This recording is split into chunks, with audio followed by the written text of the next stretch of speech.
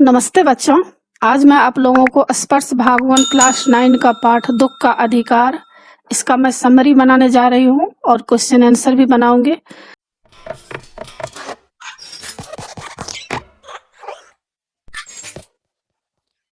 बच्चों, क्लास 9 और क्लास 10 क्षितिज, कृतिका, स्पर्श, संचयन, इन सभी पुस्तकों के सारे चैप्टर्स का इंपॉर्टेंट क्वेश्चन एंड आंसर का पीडीएफ को डाउनलोड करने के लिए और क्लास 9 और क्लास 10 का टेक्स्ट बुक का पीडीएफ फाइल डाउनलोड करने के लिए आप इस वीडियो के डिस्क्रिप्शन में दिए गए प्रोसेस को फॉलो करके आसानी से पीडीएफ फाइल डाउनलोड कर सकते हैं।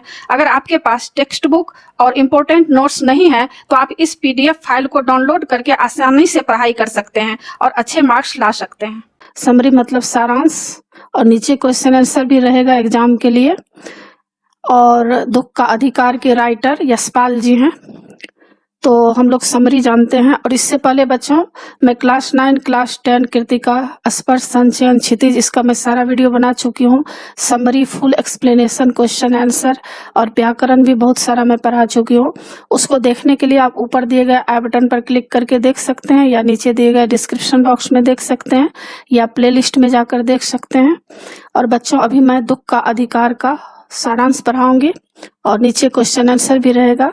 दुख का अधिकार एक व्यंग्यपूर्ण रचना है, यानी इसमें एक व्यंग्य किया गया है दुख के अधिकार पाठ में। इसमें इस बात पर दुख प्रकट किया गया है कि लोग गरीबों के दुख को दुख नहीं समझते हैं। पाठ का सार इस प्रकार है। समाज में विभिन्न तरह की पोशाकें हैं, उन्हीं से मनुष्य का अधिकार और दर्जा निश्चित होता है। कई पोशाकें हमारे लिए अनेक दरवाजा खोल देती है और तो कई पोशाकें अड़चन भी बन जाती है। यानी पोशाक देखकर ही लोग हमें बहुत तरह के दरवाजे खोल देती है। यानी हम अगर अच्छे कपड़े पहने रहते हैं तो हमें अच्छे जॉब मिल जाते हैं, और इसके विपरीत अगर हम साधारण कपड़े पहने रहते हैं तो क्या होता है, हमें कोई भी नौकरी नहीं मिलती, हमें समाज में कोई इज्जत नहीं मिलता। लेकिन इस पाठ में यही दिखाया गया है कि मन की जो भावना होती है इसको देखना चाहिए, ना कि कपड़े पर आदमी को जाना चाहिए।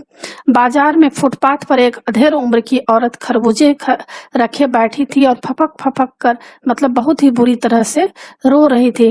पड़ोस की दुकानों पर बैठे लोग उसकी ओर घृणा की दृष्टि से देख रहे थे। अब एक औरत जो है वहां पर खरबूजे बेच रही थी और इसलिए रो रही थी क्योंकि उनका लड़का मर चुका था और कल ही उसका लड़का मरा था।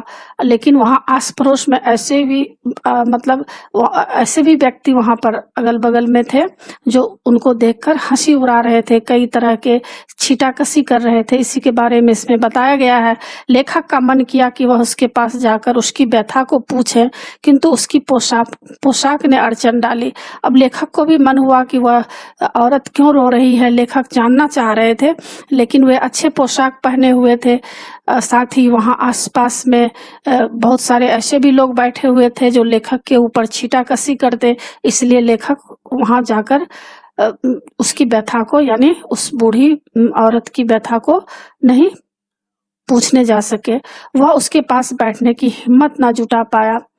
बाजार में खड़े लोग बुढ़िया को धिक्कार रहे थे, यानी अनेक तरह से लोग उसके ऊपर छीटाकसी कर रहे थे। एक ने उससे बेहाया कहा, यानी बेशर्म कहा, क्योंकि जवान बेटे की मौत के बावजूद वह अगले दिन खरबूजे बेचने लगी थी। एक ने उसकी नीयत पर शक किया।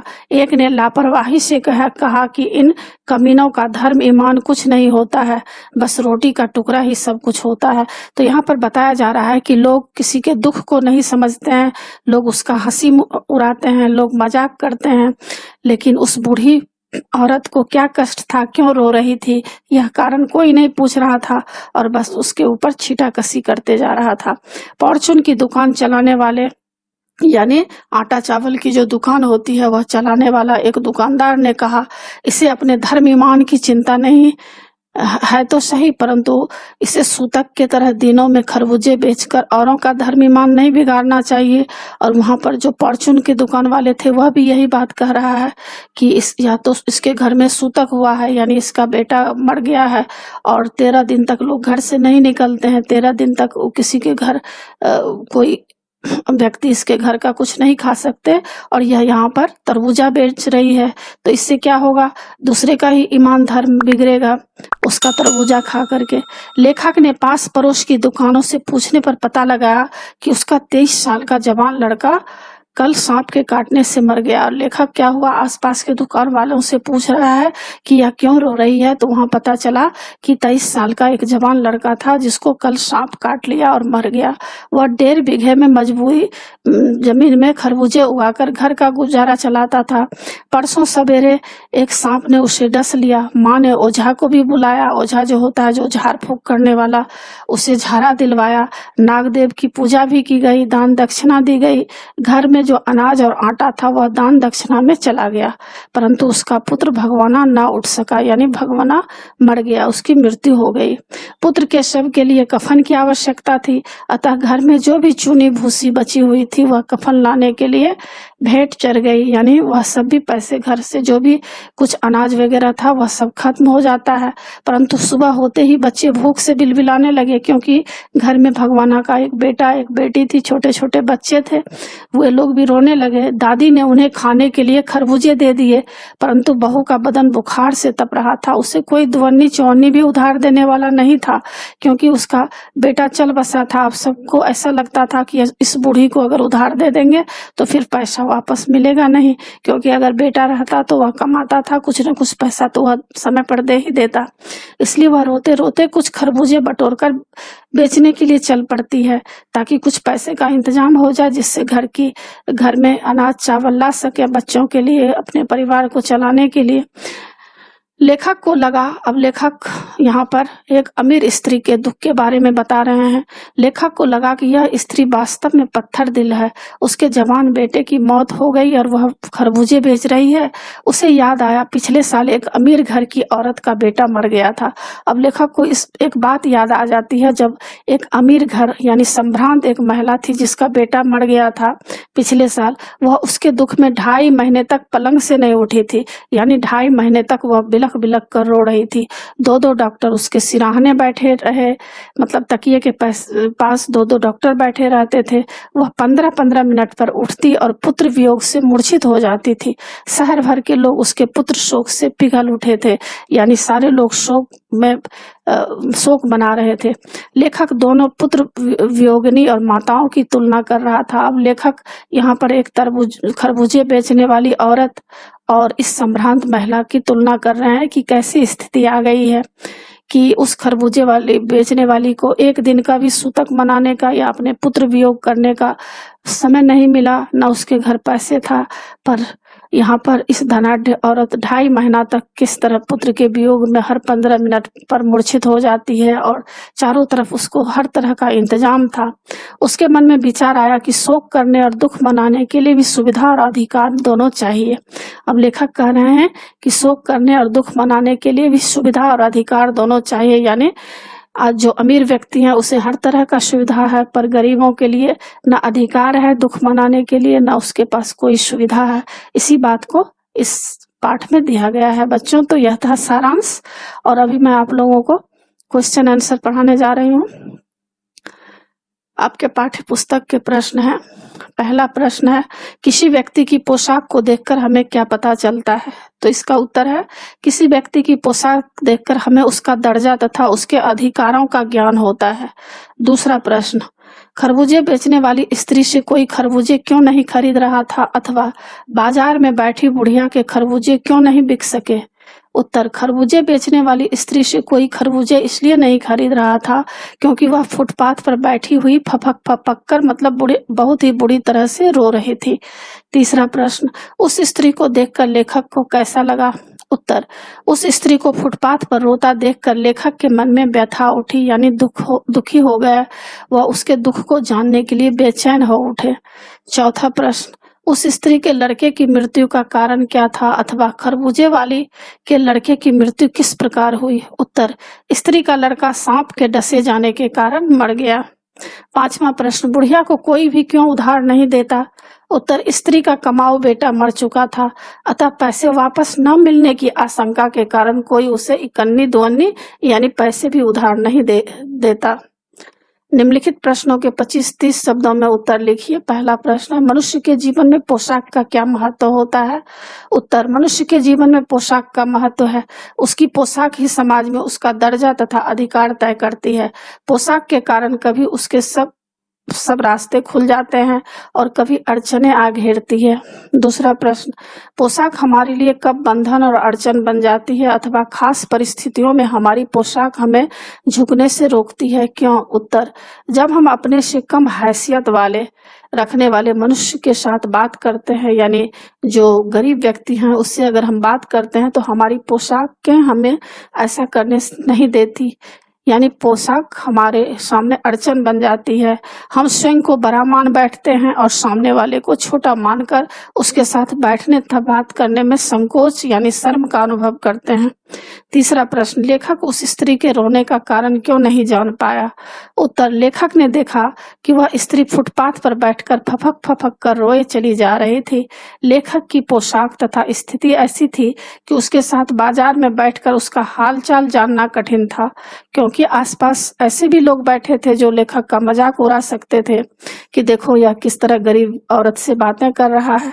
इससे उसे भी संकोच होता तथा लोग भी व्यंग करते, इसलिए वह चाहकर भी उसके रोने का कारण नहीं जान पाया। चौथा प्रश्न है, भगवाना अपने परिवार का निर्वाह कैसे करता था? उत्तर, भगवाना शहर के पास 1.5 बीघा जमीन पर हरी तरकारियां यानी सब्जियां तथा खरबूजे उगाया करता था। वह रोज ही उन्हें सब्जी मंडी या फुटपाथ पर बैठकर बेचा करता था। इस प्रकार वह कछियारी करके अपने परिवार का निर्वाह करता था, यानी मजदूरी करके अपने परिवार का निर्वाह करता था। पांचवा प्रश्न, लड़के की मृत्यु के दूसरे ही दिन बुढ़िया खरबूजे बेचने क्यों चल पड़ी? उत्तर, लड़के की मृत्यु के अगले ही दिन उसकी मां के सामने पोतों की भूख और बहू की बीमारी की समस्या आ खड़ी हुई। पोते पोतियां भूख से बिलबिला रहे थे और बहू बुखार से तप रही थी। घर में पैसा नहीं था, इसलिए वह मजबूरी में पुत्र शोक के अगले ही दिन खरबूजे बेचने चल पड़ी। प्रश्न संख्या 6, बुढ़िया के दुख को देखकर लेखक को अपने पड़ोस की संभ्रांत महिला की याद क्यों आई? उत्तर, लेखक ने बुढ़िया के पुत्र शोक को देखा। उसने अनुभव किया कि इस बेचारी के पास रोने धोने का भी समय और अधिकार नहीं है। तभी उसकी तुलना में उसे अपने पड़ोस की संभ्रांत जो धनी महिला थी उसकी याद आ गई। वह महिला पुत्र शोक में 2.5 महीने तक पलंग पर पड़ी रही थी। अब आप लोगों को ख का है, निम्नलिखित प्रश्नों के उत्तर 50-60 शब्दों में लिखिए। तो इस तरह आप लिख सकते हैं। पहला प्रश्न, बाजार के लोग खरबूजे बेचने वाली स्त्री के बारे में क्या क्या कह रहे थे, अपने शब्दों में लिखिए। उत्तर, बाजार के लोग खरबूजे बेचने वाली स्त्री के बारे में तरह तरह की बातें कर रहे थे। कोई उसे बेहया कह रहा था, किसी ने कहा कि उस स्त्री की नीयत ही ठीक नहीं है। एक आदमी ने कहा कि यह कमीनी औरत है जिसके लिए बेटा बेटी खसम लुगाई धर्म ईमान कुछ नहीं है, उसके लिए रोटी का टुकड़ा ही सब कुछ है। एक लाला जी ने कहा कि यह औरत औरों का धर्म ईमान बिगाड़ कर अंधेर मचा रही है। पुत्र शोक के कारण यह सूतक में है, इसलिए उसे इन दिनों में कोई काम सामान नहीं छूना चाहिए। दूसरा प्रश्न, पास पड़ोस की दुकानों से पूछने पर लेखक को क्या पता चला? उत्तर, पास पड़ोस की दुकानों से पूछने पर लेखक को पता चला कि बुढ़िया का एक जवान पुत्र था भगवाना। वह 23 साल का था। वह शहर के पास 1.5 बीघे जमीन पर सब्जियां उगाकर बेचा करता था। एक दिन पहले सुबह सवेरे वह पके हुए तरबूजे तोड़ रहा था कि उसका पैर एक सांप पर पड़ गया। सांप ने उसे डस लिया, जिससे उसकी मौत हो गई। उसके मरने के बाद घर का गुजारा करने वाला कोई नहीं था, अतः मजबूरी में उसे अगले ही दिन खरबूजे बेचने के लिए बाजार में बैठना पड़ा। तीसरा प्रश्न है, लड़के को बचाने के लिए बुढ़िया माँ ने क्या क्या उपाय किए? उत्तर, बुढ़िया का लड़का भगवाना सांप के डसने से बेहोश हो गया था। जैसे ही बुढ़िया को पता चला, वह उसका विष दूर करने के लिए गांव के ओझा को बुलाई। ओझा ने खूब झाड़ फूंक की, परंतु सांप का विष दूर न हो सका। बुढ़िया जो कर सकती थी उसने किया। उसने ओझा को प्रसन्न करने के लिए नागराज की पूजा भी की। घर में जो आटा और अनाज था वह भी ओझा के हवाले कर दिया, परंतु इतना करने पर भी उसका पुत्र न बच सका।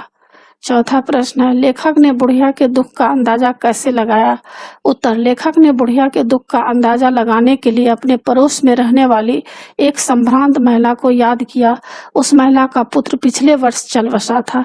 तब वह महिला 2.5 मास तक पलंग पर पड़ी थी। उसे अपने पुत्र की याद में मूर्छा आ जाती थी। वह हर 15 मिनट पर मूर्छित हो जाती थी। 2-2 डॉक्टर हमेशा उसके सिराहने बैठा रहा करते थे। उसके माथे पर हमेशा बर्फ की पट्टी रखी रहती थी।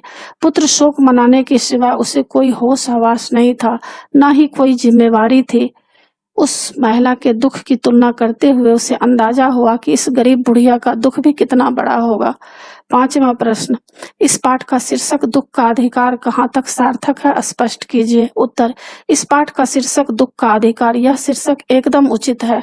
लेखक यह कहना चाहता है कि यद्यपि दुख प्रकट करना हर व्यक्ति का अधिकार है, परंतु हर कोई इसे संभव नहीं कर पाता। एक महिला संपन्न है, उस पर कोई जिम्मेदारी नहीं है, उसके पास पुत्र शोक मनाने के लिए डॉक्टर हैं, सेवा कर्मी हैं, साधन है, धन है, समय है, परंतु गरीब लोग अभागे हैं, वे चाहे भी तो शोक प्रकट करने के लिए आराम से 2 आंसू नहीं बहा सकते। सामने खड़ी भूख, गरीबी और बीमारी नंगा नाच करने लगती है, अतः दुख प्रकट करने का अधिकार गरीबों को नहीं है। अब आशय स्पष्ट करने के लिए आप लोगों को आएगा, निम्नलिखित के आशय स्पष्ट कीजिए।